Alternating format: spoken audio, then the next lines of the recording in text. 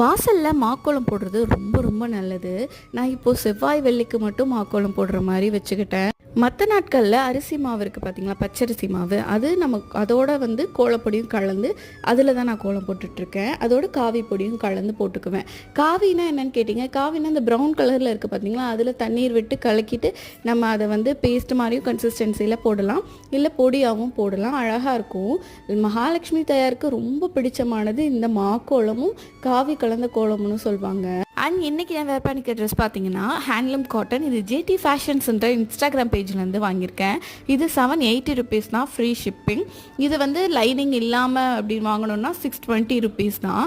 720 ருபீஸ்லேருந்து இந்த மாதிரி cotton tops with shawl பேண்ட்டோடு அவைலபிளாக இருக்குது. லைனிங் இல்லைன்னா 620. 450லேருந்து ட்ரெஸ்ஸஸ்லாம் இருக்குது. இவங்க ஓன் மேனுஃபேக்சரிங்கிறனால உங்களுக்கு ஸ்டிச் எல்லாமே பர்ஃபெக்டாக இருக்கும். உங்களுக்கு செக் பண்ணி பார்க்கணுன்னா அவங்களுடைய வாட்ஸ்அப்